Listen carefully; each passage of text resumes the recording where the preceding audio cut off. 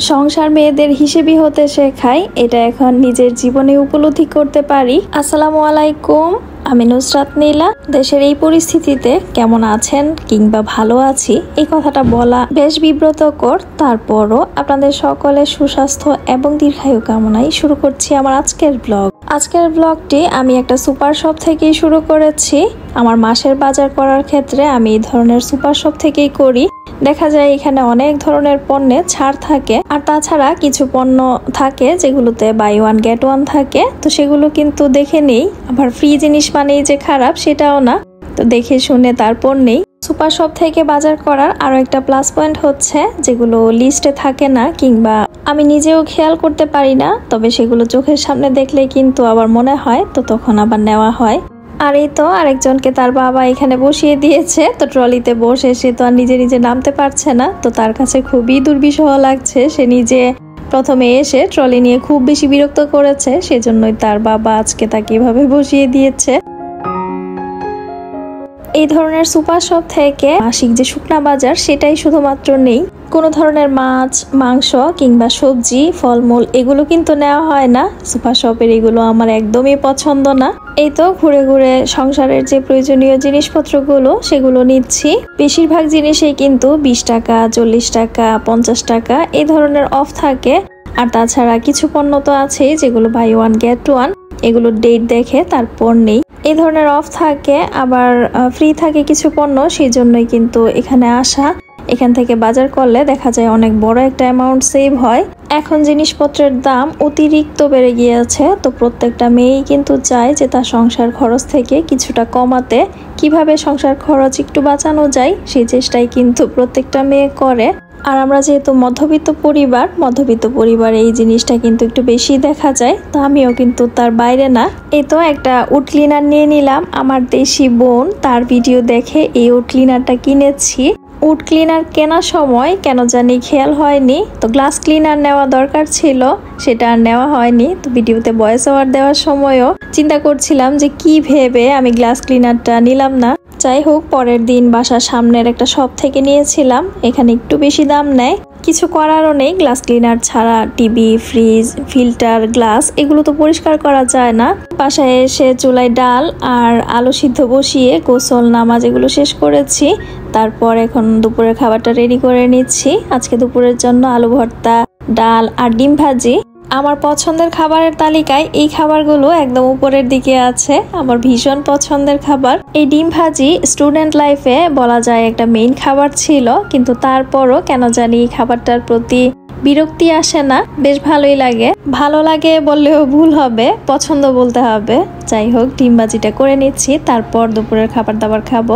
তো মাছ মাংসের থেকেও বেশি তৃপ্তি নিয়ে খাবারগুলো খেয়েছিলাম, আলহামদুলিল্লাহ।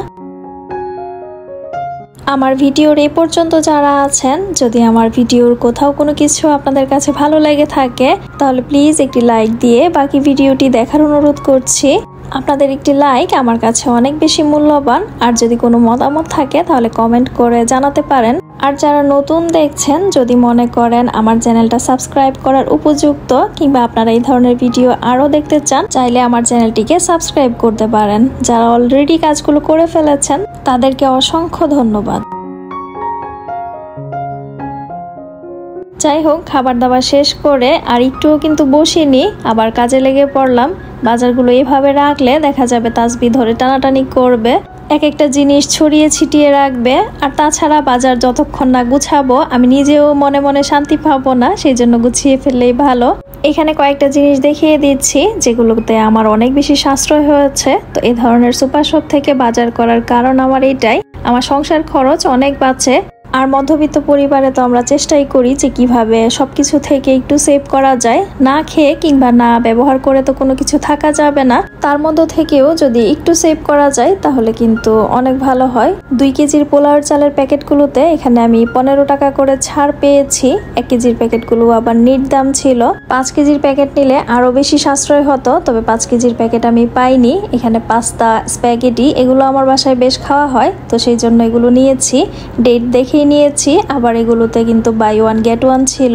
এই স্প্যাগেটিগুলোর দাম কিন্তু অনেক বেশি, তো বাই ওয়ান গেট ওয়ান পেলে কিন্তু অনেকটা সাশ্রয় হয়।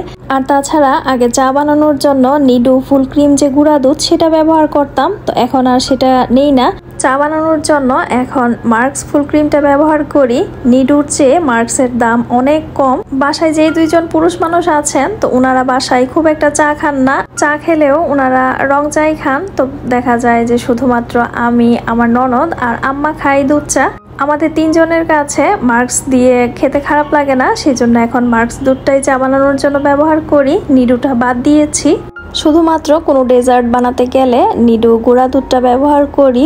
যাই হোক, এইরকম বড় বড় RFL এর কিছু কন্টেইনার রেখেছি, যেগুলোতে বাজার রেখে তারপর কেবিনেটে স্টোর করি। নতুবা দেখা যায় যে তেলাপোকা টুকটাক থাকে, উপদ্রব তো থাকেই। ভীম সাবান, Bhim liquid, hand wash, Odonil, পোলাওয়ের চাল, নুডলস, স্প্যাগেটি, পাস্তা অনেক পণ্যে কিন্তু আমি ছাড় পেয়েছি। তো আবার অনেক সময় দেখা যায় কি কিছু সুপার শপ পণ্যে ছাড় দিচ্ছে, আবার ভ্যাট রাখছে অনেক বেশি। তো এই জিনিসটাও কিন্তু খেয়াল করি।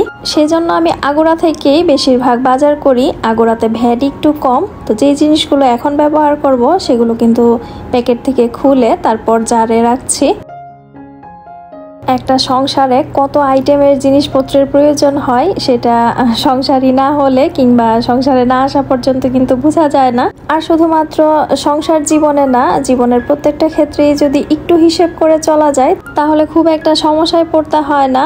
আল্লাহর রহমত থাকলে আর একটু হিসেবই হলে কিন্তু অভাব কখনো ছুঁতে পারবে না। আবার হিসেবই হওয়া মানে কৃপণতা নয়। অনেকেই আছে যে না খেয়ে না পড়ে তারপর টাকা জমায়, তো এগুলোও কিন্তু ঠিক না। যাই হোক, অনেক কথাই বলে ফেললাম। আর আমি কিভাবে সংসার খরচ থেকে একটু সেভ করি কিংবা সংসার খরচটা কিভাবে একটু কমাই সেই উপায়টা কিন্তু আপনাদেরকে ধীরে ধীরে বলেই দিলাম। আমার ভিডিওটা এতক্ষণ ধৈর্য ধরে যারা দেখেছেন তারা নিশ্চয়ই বুঝতে পেরেছেন কৃপণতা করে নয়, একটু হিসেব করে কিভাবে আমি আমার সংসার খরচটা কমাই। আশা করছি আপনাদের কাছে হয়তো ভালো লাগবে। আমার সংসার খরচ কমানোর আরেকটা জিনিস আপনাদেরকে দেখিয়ে দিচ্ছি। আমার বাচ্চার জন্য 2 বছর 2 মাস পর্যন্ত আমি হাগিস ব্র্যান্ড ব্যবহার করতাম। হাগিস এক্সেল 42 পিসের দাম নিত 2400 টাকা। 2 বছর 2 মাস পর্যন্ত ব্যবহার করার পর ভাবলাম যে দেশি একটা ব্র্যান্ড ব্যবহার করিয়ে দেখি, যে ওর যদি কোনো প্রবলেম না হয় তাহলে হাগিস আর ব্যবহার করাবো না। তো এরপর থেকে কমফোর্টের যে ডাইপার সেটা ব্যবহার করাই। এটা যেহেতু আমাদের দেশি ব্র্যান্ড আর দামও অনেক কম। কমফোর্টের 24 পিসের দাম 700 টাকা। তো এখানে তো অনেকটা সাশ্রয় হয়। তবে সাশ্রয় হলেও যদি দেখতাম বাচ্চার প্রবলেম হচ্ছে তাহলে তো সেই কম্প্রোমাইজটা আর করতাম না। তো বাচ্চার যেহেতু সমস্যা হয়নি, তো 2 বছর 2 মাস বয়সের পর থেকে ওকে আমি কমফোর্ট ব্র্যান্ডের ডাইপার পরাই। বাজার গোছানোর পর একটু রেস্ট নিয়েছি, তারপর চা খেয়েছি। এই তো মাগরিবের নামাজ পড়ে এখানে রাতের রান্নাবান্নার প্রিপারেশন নিচ্ছি। সারাদিন তেমন কিছু রান্নাবান্না করিনি, আর এখন যদি ভাত রান্না করতে যাই তাহলে 2 আইটেম তরকারি তো রান্না করতেই হবে। তো বুদ্ধি করে একটু কম সময়ে ভাবলাম যে তেহারি রান্না করে ফেলি, তাহলে আমার সময়ও বাঁচবে আর তাছাড়া কষ্টও কম হবে। বুদ্ধি করে তেহারি রান্না করে কিন্তু সেদিন ভালোই হয়েছিল, সবাই বেশ প্রশংসা করেছে। তাসবির বাবা বলছিল যে একদম পুরান ঢাকার তেহারির মতো লাগছে। যাই হোক, আমি মনে মনে হাসছিলাম যে ভাত রান্না করিনি, কারণ আমার নিজের অনেক বেশি কষ্ট হবে। আর তাছাড়া যেদিন বাজার গুছাই বা বাজার করে আনি সেদিন কাজের অনেক বেশি প্রেসার যায়, রান্না বান্নার কাছে খুব একটা আসতে ইচ্ছে করে না। গরুর মাংসটাকে ছোট ছোট টুকরা করে একদম অল্প অল্প করে ঘরোয়া যে মশলাগুলো সেগুলো দিয়েছি, সেই সাথে পেঁয়াজ বেরেস্তা, টক দই, রাঁধুনির অর্ধেকটা রেডিমিক্স মশলা, তো সেগুলো দিয়েছি। আর অর্ধেকটা রেখে দিয়েছিলাম। এই তো চাল দিয়ে ভাজা ভাজা করার পর তারপর দিয়েছি তেহারি মশলার অর্ধেকটা মাংস কষানোতে দেই, আর বাকি অর্ধেকটা চালের সাথে দেই। চালের সাথে দিলে স্মেলটা ভালো লাগে। রান্না বান্নার ফাঁকে কারেন্টও একবার চলে গিয়েছিল। যাই হোক, চালটা ভাজা ভাজা করে নেওয়ার পর এখানে পানি দিয়েছি। তো পানির পরিমাণটা একটু কম দিয়েছি। 1 গ্লাস পানিতে গুঁড়া দুধ গুলিয়ে দিয়েছি। দুধ দিলে ফ্লেভারটা অনেক ভালো আসে। তো কিছু কাঁচামরিচ দিয়ে এখানে তেহারির হাঁড়িটাকে দমে দিয়ে রেখেছি। আমার তেহারি রান্না কমপ্লিট। উপর থেকে কিছু পেঁয়াজ বেরেস্তা ছড়িয়ে দিয়েছিলাম। রাতের বেলা এই ধরনের ভারী খাবার খুব একটা খাওয়া হয় না, কিন্তু তারপরও সেদিন যেহেতু সারাদিনই রান্না বান্না খুব একটা করিনি, তাই বুদ্ধি করে কম সময়ে তেহারিটাই রান্না করে ফেললাম। যেহেতু বৃষ্টি বৃষ্টি ওয়েদার ছিল, তো খেতে কিন্তু বেশ ভালোই লেগেছে। কথা বলতে বলতে ভিডিওর একদম শেষ পর্যায়ে চলে এসেছি। আজকের ভিডিওটা আর বাড়াবো না। আমি নুসরাত নীলা। আমার পরবর্তী আরেকটি নতুন ব্লগ দেখার আমন্ত্রণ জানিয়ে আজকের মতো আল্লাহ হাফেজ। আসসালামু আলাইকুম।